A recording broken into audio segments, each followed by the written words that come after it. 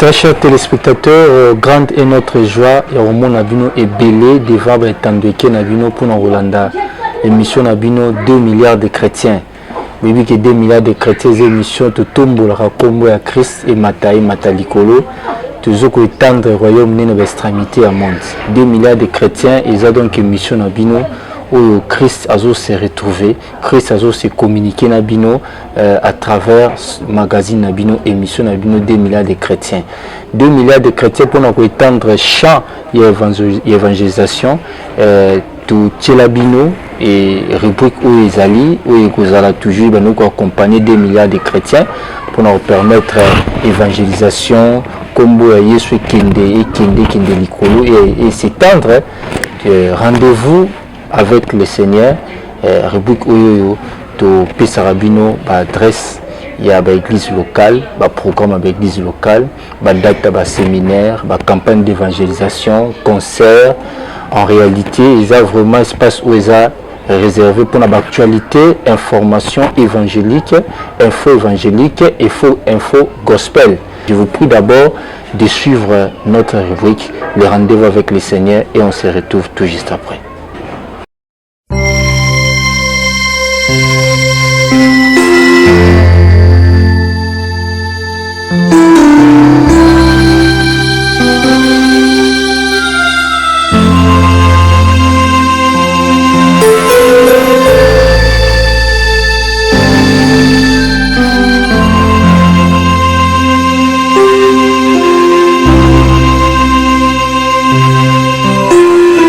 Merci peuple de Dieu, Ezalim Laï Moumbo Nzambe,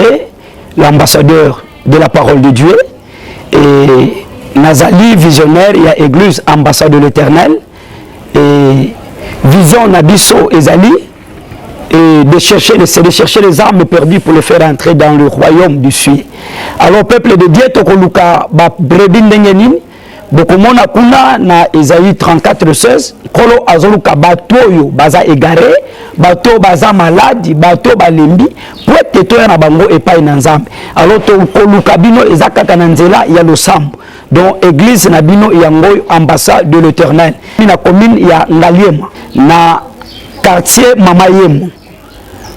avenue Kiaku 54 soke na nzela ya DGC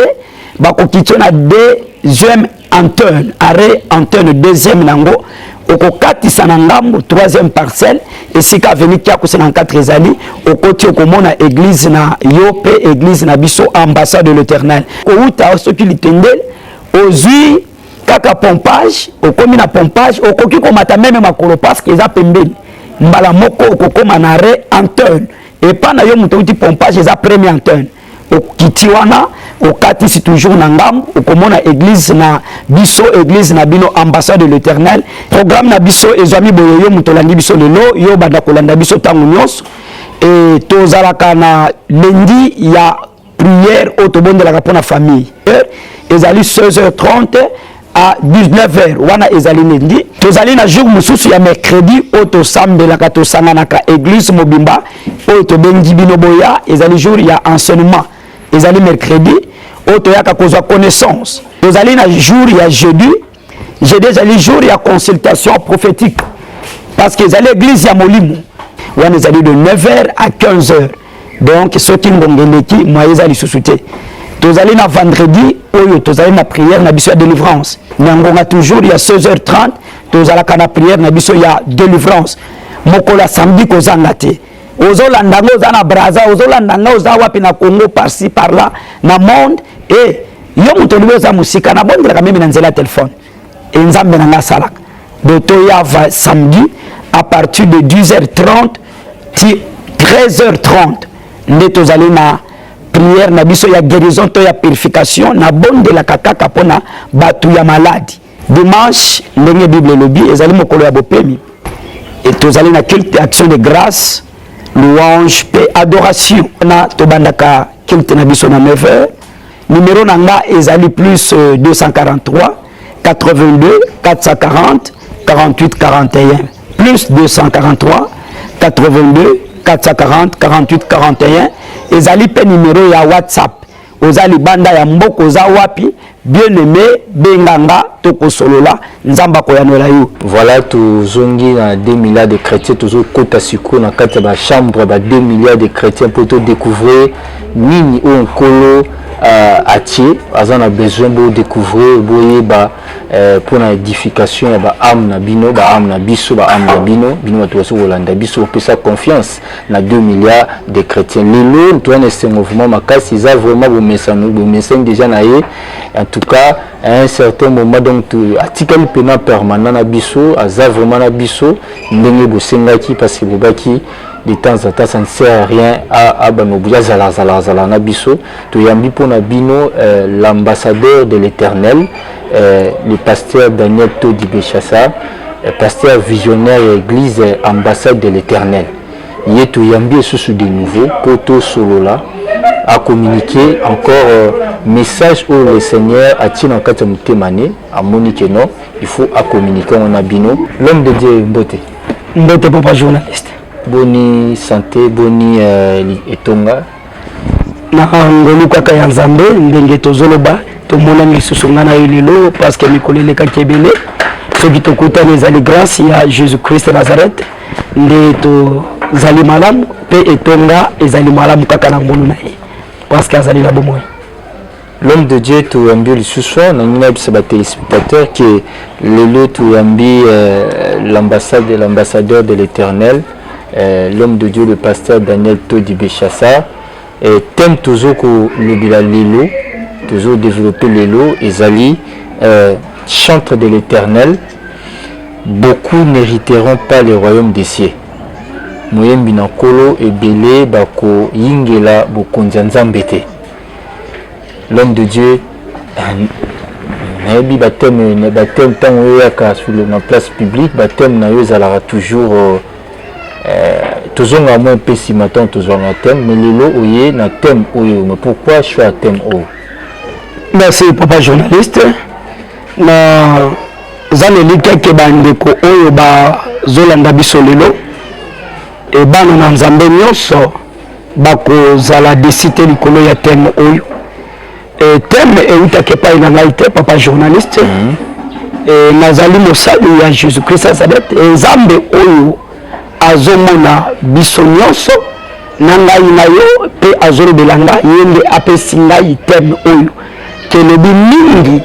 ya bandeko na biso bayembi bakomonaka bokonzi ya lola te. Merci papa pour la question. Thème oyo nazwi yango parce que Bible ezoloba na Ecclésiaste chapitre 4 9 10 esengo ya bato oyo bazotambola mibale soki moko akwei mosusu akotelebisa moninga esengeli toyeba ke na biso bapasteur na bayembi tozali bato moko tozali kaka na elanga ya nkolo de lokola toza bato moko toza na elanga moko nzambe aye kotalisa ngai ke lolenge ya bandeko na biso ya bayembi bazali kosalela nkolo lolenge bazali kokumisa nkolo vraiment ezali yenge bene te ezali malamu mpenza te elokola naza na elanga namoni baréalité ya bayembi nde esalinga pasi na ngambo ya mosala oyo nkolo apesi ngai nde namoni ke lolenge ya bayembi soki nkolo ayeleleme nde tozosolola awa papa en tout cas bandeko na ngai bayembi bozolanda ngai bozoyoka biso soki nkolo aye kaka lelo vraiment ezali pasi mingi mpo bokota mboka oyo ya malamu nkolo akende kobongisela biso donc voilà ntina ya thème oyo marche lolenge ya bayembi. Alors tu nous chantre de l'Éternel ndenani moyembi na nkolo yendena. C'est papa journaliste tolingi koyebisa na yo moyembi oyo ozotala biso peut-être yo moko po miyebi te pe na bana na nzambe oyo bazo mona bino bayembi ndenge bozoyemba na makomi na nzambe ezoloba na Matthieu chapitre 12 de verset 18. Matthieu 12 18 12 18 12 18 chantre azali serviteur de Dieu de chantre azali mosali na nkolo chantre azali motema na nzambe d'abord yambo to continuer na question na yo papa tolingi nanu bana na nzambe pe bango moko ba chante bayeba chantre azali nani. Peuple de Dieu esengeli toyeba tozali na bacatégorie ebele ya bachante. Nalingi napesa ina ni première catégorie. Tozali na première catégorie tozobenga maternelle de bachantre. Maternelle baza banani baza bachantre oyo bayembaka na kati ya ndako, soit akei kosokola na kikoso tozoyoka mongongo moko ezobima kuna ya bia ya kitoko do azoyemba mpenza kitoko do mpona koloba ke ye abimi nanu te, atikali kaka wali ayemba kaka na ndako, ayemba kaka na kikoso ntango azosokola to na balabala do ye mpe azali chantre. Nde tobengi bango wana baza na maternelle nani babimi te. Tozali na deuxième catégorie ya bachantre oyo tozobenga bachantre bazali école primaire na église do bango bayembaka kaka na église, nanu basali eloko mosusu te, baza kati na église do bango baza na école primaire. Tozomona bagroupe d'adoration ya église na biso nde tozomona bachantre oyo bazali na école primaire. Et troisième catégorie tozomona bachantre ngai nde moto nazobenga bango bolumu na nzambe ndenge ezotinda ngai eza ngai eza yo. tozomona bachantre tobengi bachantre baza na humanité. Humanité baza banani eza bachantre tozomona lelo baza susu l'église te bango babini oyo tozobenga bakomosala banzonzingi. Banzonzingi papa tika na loboko bato baza na banzonzingi tozobenga bango bakomi baindépendant do akolongo asambelaka na église oyo, mais soki lelo alingi alongo ake place mosu akebete aza libre do akende kobeta na banzonzingi lelo abeti awo lobi abeti awo do voilà tozobenga bachantre wana baza na humanité mpona ye amoni ayebi déjà do akoki kotambola akoki koyemba na esika nyonso. Merci. Wana troisième. Quatrième tobengi bango bauniversitaire. Chantre universitaire baza banani baza bachantre oyo lelo tozobenga bango bastar oyo bayebani oyo basali bagroupe, pardon bazosala baorchestre bango basali déjà baorchestre bakomi déjà bastar do bayebani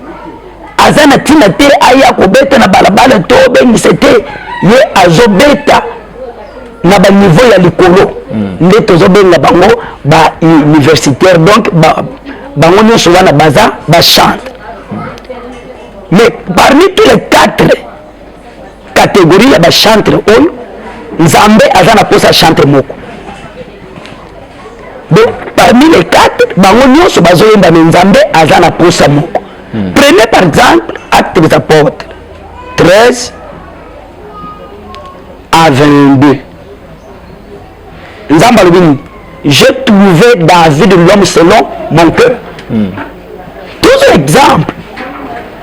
David de Samuel chapitre 23 prenez balobi chantre agréable. Donc muto tango azoyemba motema na nzambe eza lesengo. Parce que nzambe azoloba ya ndeko avanda komilie ya louange pe adoration papa na ngai. Donc c'est ça chante esika motema na nzambe avandi kaka moko parmi bango nyonso. Voilà papa nalingi kodéfinir tolandi bacatégorie ya bachantre, mais nzambe aza na posa ka chantre moko. Donc ata oyembaka na ndako oza chantre, ata oyembaka na balabala oza chantre, parce que ozokumisa nde nzambe. Le yembo wana ozoyemba eza mpona nzambe, donc oza chantre. Merci. Nayebi ke toza déjà ya kopambola na peuple de Dieu. Nayebi ke yo chantre ozolanda ngai ozondima ke nzambe azolobela yo na nzela na ngai. Touti koloba awa ke na Psaume 22:3 kolo avanda akiti na ye vande pai na yo chantre motema na nzambe eza epai na yo chantre. Alors touti koloba ke nzambe aza na posa chantre moko. Chantre nini? Chantre nzambe aza na ye posa. Jean chapitre 4 de 24 soki totali mene de 22-24 bobi ngonga si ekoki oyo nzambe azoluka bayembi oyo bakoyembela ye na solo pe na sembo. de vrais chantres ezali chante oyo azokoadore nzambe kati na vérité, kati na bosolo, kati na bobangi nzambe. J'espère ntango nazoloba makambo yo miyebi esika yo ozali. Soki ozokoadore nzambe na solo yo moko oyebi, soki ozokoadore na lukuta oyebi, mais seba ke nzambe aza na chantre moko. Ngonga yango yozala parmi baoyo nzambe azozela bakumisa ye mpe kombo na ye etombama bisika nyonso. Mais koadore nzambe na solo oadore nzambe na solo yango ndenge nini? Papa, vérité nzambe ye moko aza vérité. Bosolo ntango mutu aye kokumisa nzambe eloko ya liboso kotya na mutu te nzambe ozokumisa aza vérité. Nzambe oyo kokumisa aza mélange leloko mosusu te. Lelo papa ntango tozolobaki bachante nkolo alobi lelo bachantre ya solo bayembi ya solo bakoyembela nkolo na solo, mais lelo bachantre bachange lolenge ya koyemba na place bakumisa nzambe na solo, na place basalela nzambe na bolimo. Bachantre ti bazolonga baya koyemba baza bato liboso ya komela masamba. Yo chantre ozotala ngai, yo ozoyembela nzambe, oyembele na bosolo. Bosolo elingi koloba nini? Ntango ozotanga kombo ya Christ, mais Bible elobi yango Matthieu chapitre 6:24, nul ne peut servir deux maîtres à la fois. Jamais yo chantre ozoyembela nzambe. L'église tobengi chantre na baloyembo na miziki bozobetela biso tozobenga chante, mais sima kobaluka kokendaka nzela moko yokendaka kogumbama okota peut-être na nzela moko ya molili. Lelo par rapport ya bachantre papa nazoloba vérité ata okoyina ngai yebake tokomi na ta ya vérité sur 100% ya bachantre peut-être 98 baza susu bachantre ya vérité te, bakomi bachantre ya mensonge, bachantre ya diable, parce que bakoti nzela ya loge ebele bakoti nzela ya loge. Donc vérité eza susu te, tozokaka makelele ya banzembo, mais bosolo kati na bango ezali te. Basimbi bakisi azoyemba na monoko aza na singa luketo azoyemba na aza bisika mosusu akenda kosimba. Donc bosolo eza te, oyo nazoyebisa yo eza vérité omiyebi esika yo ezokende.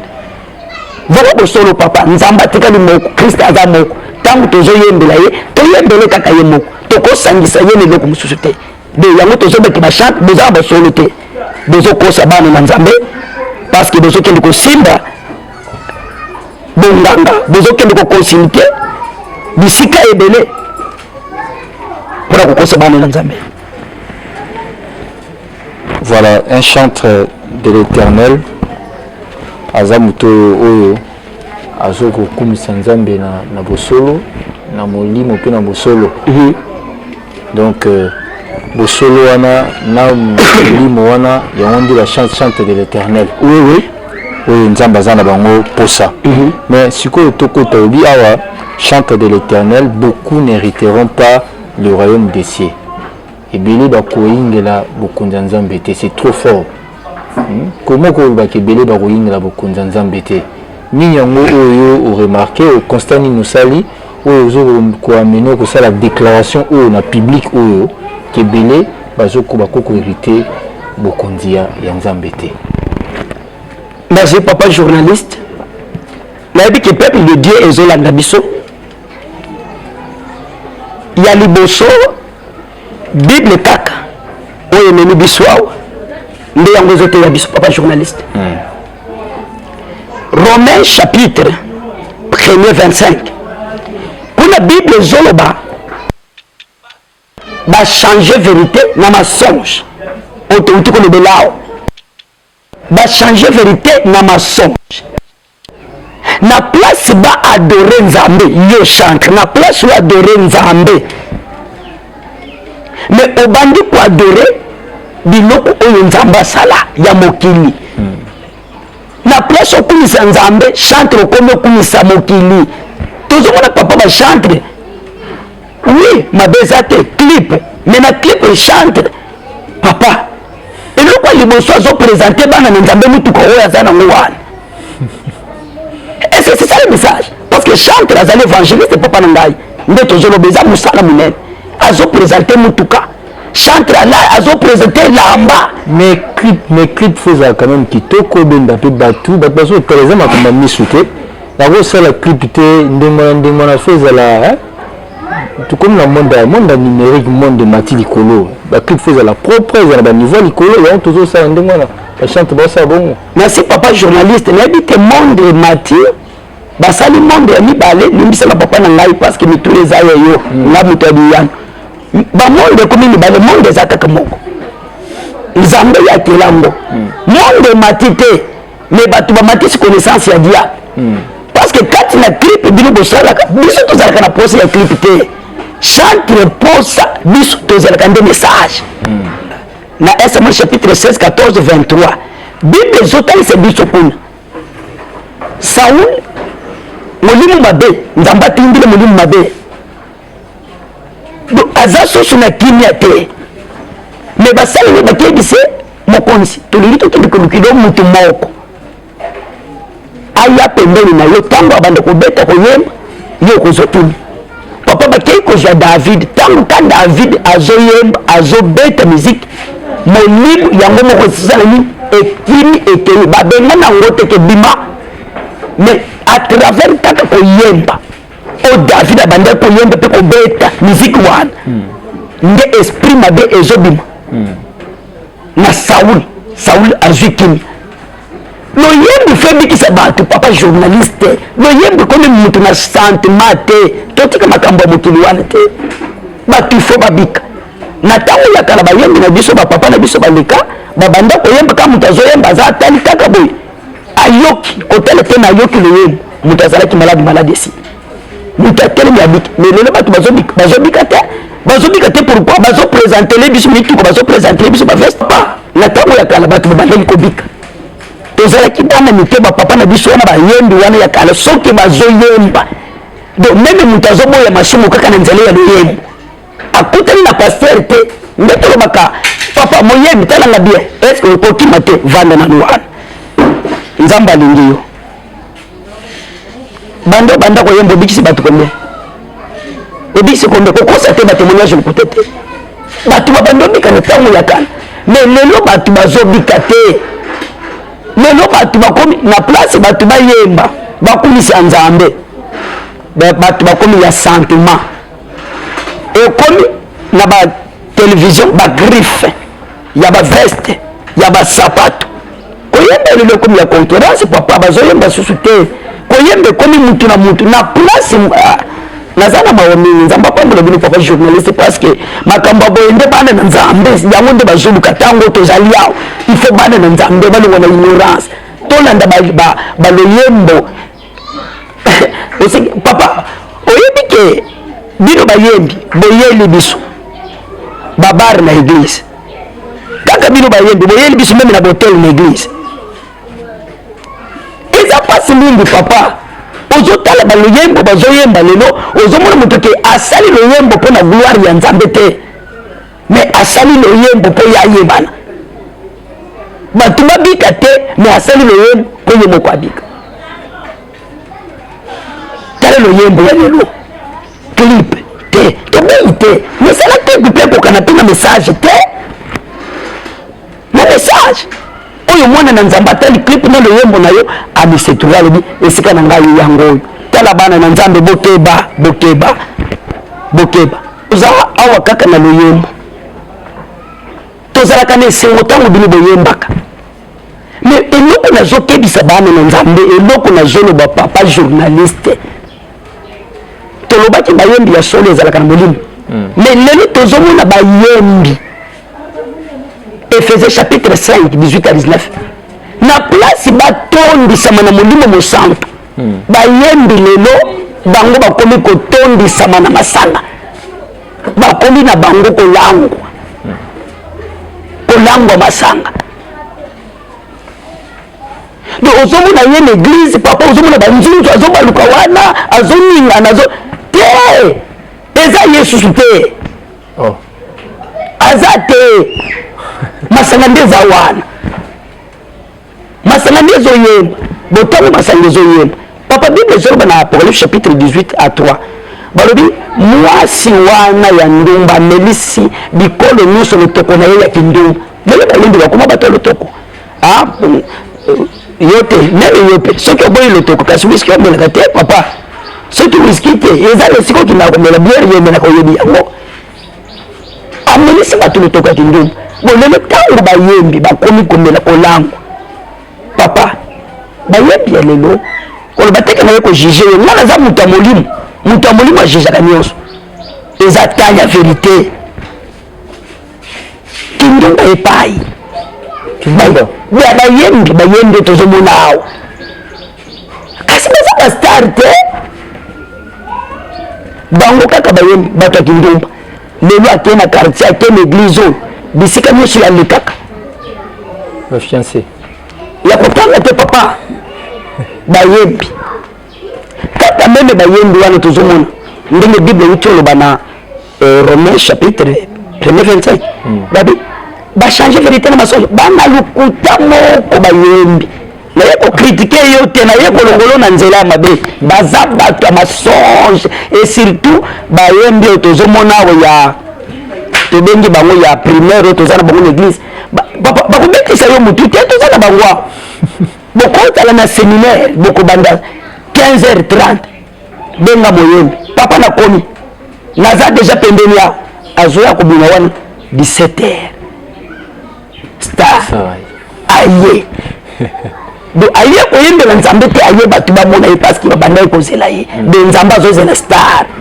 de na place moyembi akomisa nzambe moyembi azozela nzambe akomisa ye bazali bato ya lokuta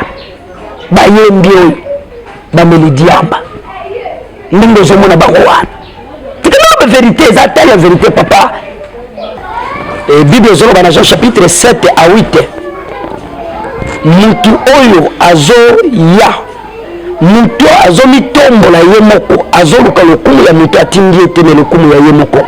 ndenge tozomona lelo bandeko na biso bayembi bazoluka propre gloire na bango. C'est pour cela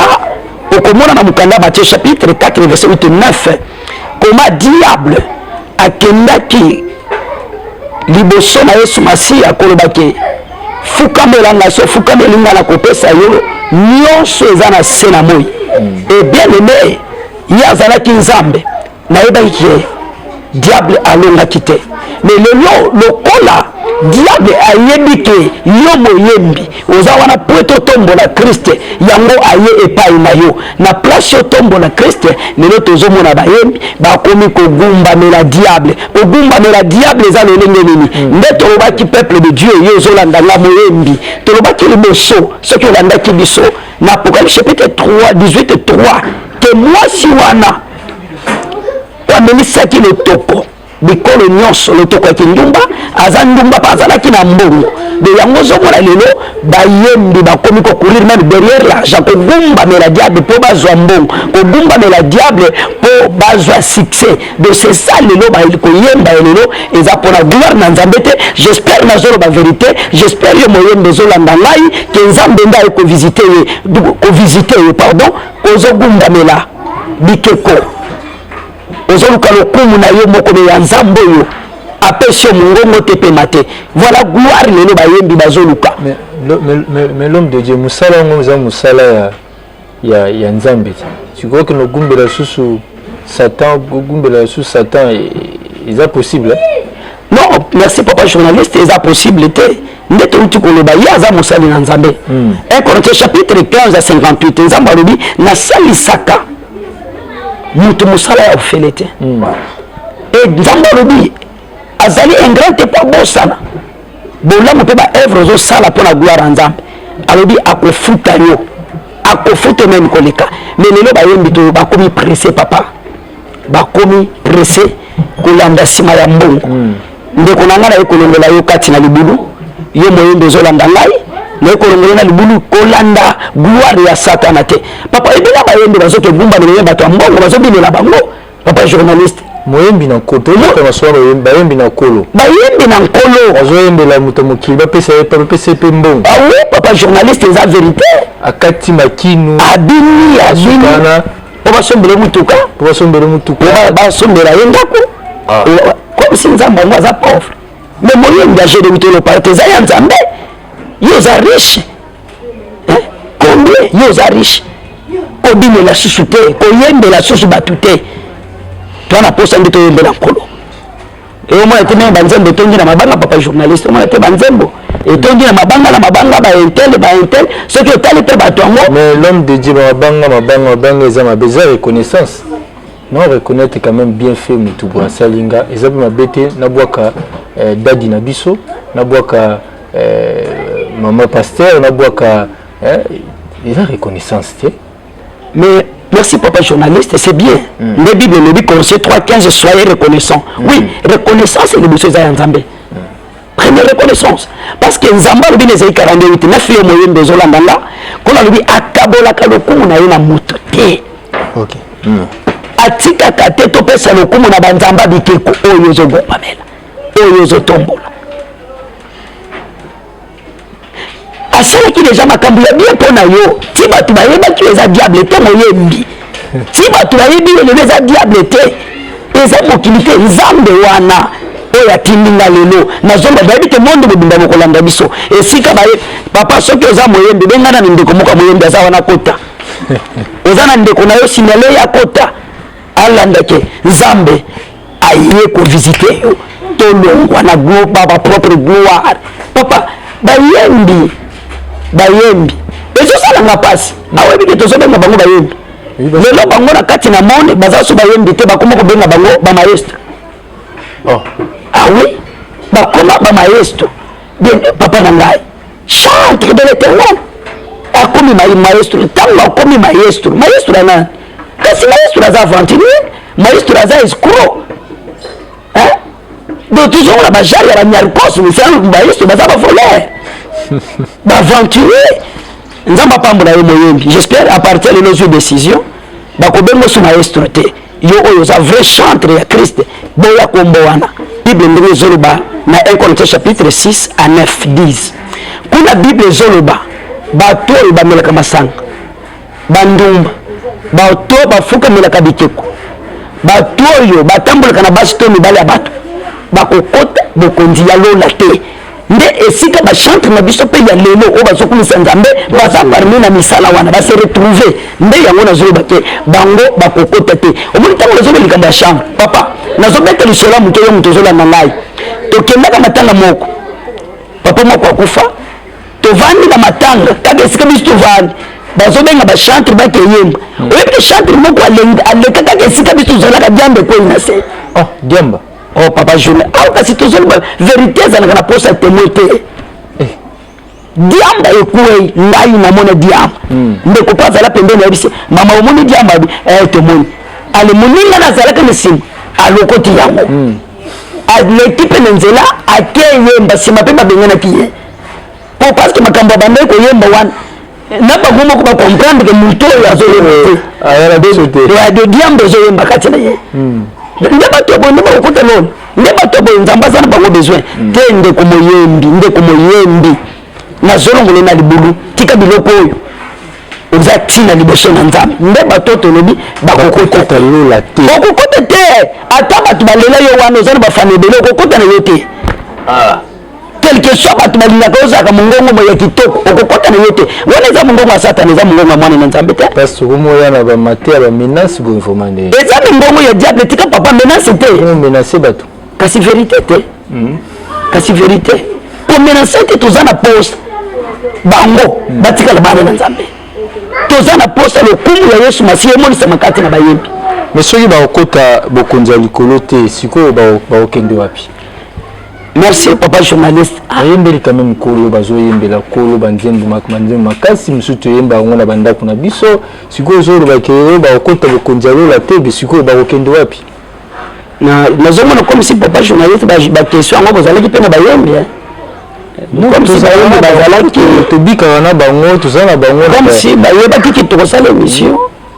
merci papa na korépondre question na yo bakokende wapi mais bisika eza mibale avant na répondre ye moko ayebi esika kokende ndenge aza wana oyebi esika kokende no ntango nalobi kokota lola toyebi esika kokende Matthieu chapitre 25 à 41. Kolo alobi bino bosalelaki nga na solo te esika na bino na enfer na lifelo na libulu ya moto yo moyembi oyebana te nazoteya yo moyembi osala baorchestre to te nazoteya yo moyembi eza mosala na ngai yo moto ya liboso oteyaka ngai na loyembo no angai mpe siko naye kozongisela yo naye kozongisela yo otombwama nzambe atombolo memi opesa mokongo bible ezoloba claire papa Jacques chapitre 3 de verset 9-10 munoko oyo tozoyembela nzambe nde tozofingela baninga toyina baninga munoko wana nde tozomelela masanga tozomelela diamba tozosalema ekobo makambo nyonso mabe me yango ozoyembela nzambe me nzambe azotuna yo eske mai ya elengi na ya bololo ebimika esika moko eske mai ya mungu bandeko na ngai to nzete ya manga ekobeta nzete ya foka mbuma ya savoka esalaka ta nzete ya manga ebotaka manga do moyembi azali ange na nzambe akotombolaka lokumu na nzambe me monoko oyo ya moyembi nyonso ebimaka kuna oyo pola ya moyembi ya mabe wana nyonso ebimaki etana yo okokota te ozokende lifelo ozokende lifelo ekozala mpe ka sikonde nazoloba oyebi te likolo wana tozoloba koya koya mokoni kaka sikonde nazoteya ozolanda ngai obengi bango deja ndenge oyebisa bango tiki bazoteya biso okokota te nzela eza ya kokanga. Mais l'homme de Dieu bayembi wana ozoloba ozolobi awa obiki yo te moto olobi ke liloba na nzambe moto olobi yo te moto ozokangela moto mpo otalola te liloba na nzambe nde moto elobi c'est la parole de Dieu soki ntambo na yenge bene te okomona bokonzi ya nzambe te eza bongo papa journal. mais bino mpe bahomme de Dieu bomona te ke boza mpe na part ya responsabilité ya minene parce que bayembi yango wana baza bana na bino na kati ya etonga bayembi wana baza na kati église na bino bayembi wana bayembi babandaki na bagroupe d'adoration bakei bino basali na nzambe boza na responsabilité te na makambo wana. Merci pour la mutuna ya malamu papa journaliste. Oui tozali na part parce que Bible yebisi biso na Romains chapitre 15 à 11 biso toza fort to soutenir ba faible tozali ba berger tozali ba kengeli ba gardien to ba sentinelle. C'est pour cela ndenge tozosolola o papa musala to role nanga yango oyo omoni kandi bozolanda ngai question tuni musala nanga yango nazosala parce que Bible ezoloba na Ézéchiel chapitre Ézéchiel 3 16 à 21 kola lobi natia yo mokengeli na ngai obanda koyoka makambo na bandi koyebisa yo soki mutu moko abandaki kosala mabe nalingi naboma ye nakoyebisa yo mpo otebisa ye soki ayoki seke ye abiki mais soki okebisi ye te nakoboma ye kaka me makila na ye ekozonga na mutu na ngai yango ozomoniki ngai nazoganga nazoseleka naboyi yo moyembi wana etangi nzambe atini ngai okufa ambassadeur de la parole de Dieu azalaki wana na alobaki te do role na ngai role na kosoutenir eza yango nde tozoyebisa bayembi biso tozwani na commune ya Ngaliema ambassade de l'Éternel oyo bolandi visionnaire nango pasteur Dameto Beltuchete sa tozali na commune ya Ngaliema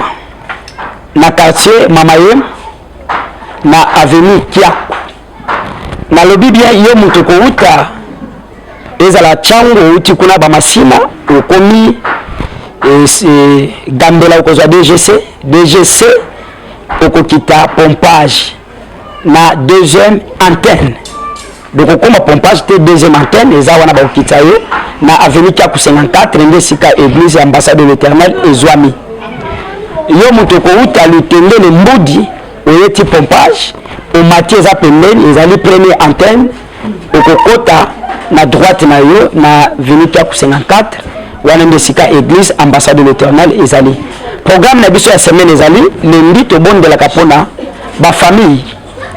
ngai nazosambela yo ozosambela bandeko mosusu bazosambela te. Acte 16, 31, Bible dit crois au Seigneur Jésus-Christ et sera sauvé toi et ta famille.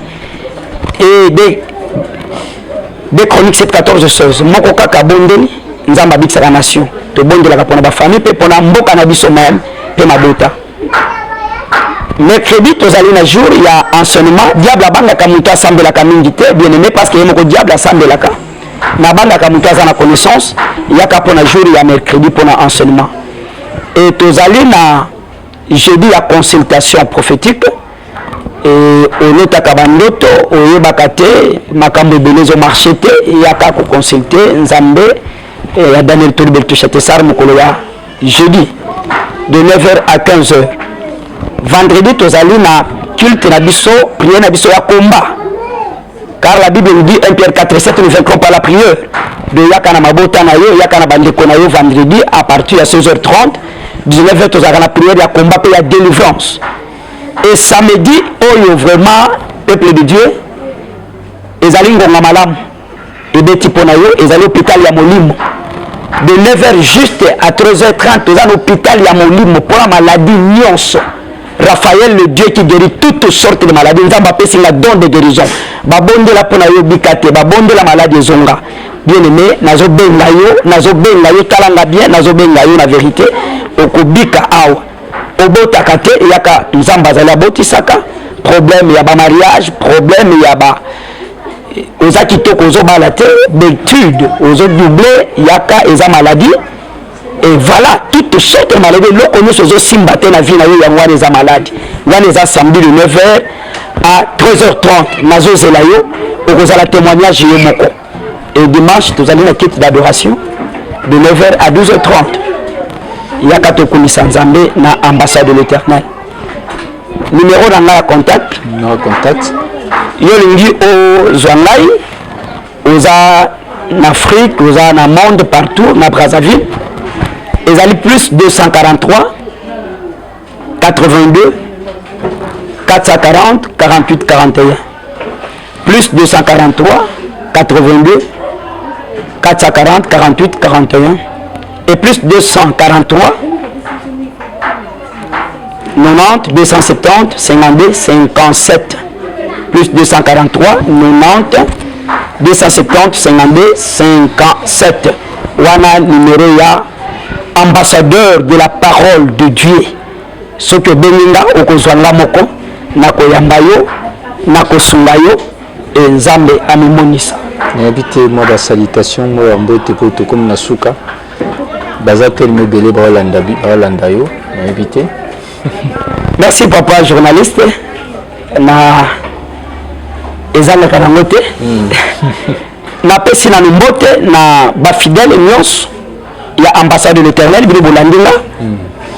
nzambe a pambola bino émission na bino yango bolandango malamu boza beni ba papa ba mama jeune ya ambassade de l'Éternel nzamba pambola bino ba chantre ya ambassade de l'Éternel pe basali nyonso na bosanité kopesa mbote na apôtre Tos oazali représentant légal ya les bons communautés le bon semeur mama Hélène nzamba pambola bino colonel Danis Mayamba nzambe a pambola yo tokozala na besoin na merci papa na bosani te kopesa mbote na libota ya Todi Mobimba pasteur Daniel Toribel Touchate Sar nzambe apamboli bino déjà ya suka ona koyi kobosana te vraiment na remercier yo papa nzambe na ngai apambola yo na bosani te cameraman na biso papa Platini kuna na machine nzambe apambola yo alongisa libota na yo nzambe ya solonga na saela kanadi ka pambole déjà wana papa Platini cameraman na biso azo sunga biso voilà nzambe na lola akomisami merci papa mbote na batrio so balandi biso yo la ninga osepeli na nganga pe na sepeli na yo na ba chantre na solo na ba chantre likuta na pesi bino mbote nzambe pambola bino. Le plaisir était le nôtre au monde abune belé ya boza vraiment belé bolandi biso na Brazzaville na Kinshasa na toutes les 24 communes même na Poto balandi biso nayebi ke boza béni à travers message au l'homme de Dieu, le pasteur Daniel Todi Bessiassa, thème de développer qui chante de l'éternel, beaucoup n'hériteront pas le royaume des cieux. Et Bélé Bako, Royingela Bokonza Likolo T. Donc comme vraiment na souka. Nous remercions la grande équipe qui nous a accompagnés, qui nous accompagne toujours, masterisé par Platini Samba, en tout cas Masoluza Kitoko. Et puis te remercier Bino la fidélité na Bino Bozanango. 2 milliards de chrétiens, tous en entreprise à Christ. L'entreprise à Christ, car la combonde à Christ, nous toujours tombama. Et puis royaume de à Christ, nous il faut s'étendre. Alors yango moni, tous en vision Zaramako. Alors tout se retrouver donc prochainement, toujours avec toujours le même plaisir. En tout cas, vous avez la possibilité de aller au Tarabiso, la chaîne OEO,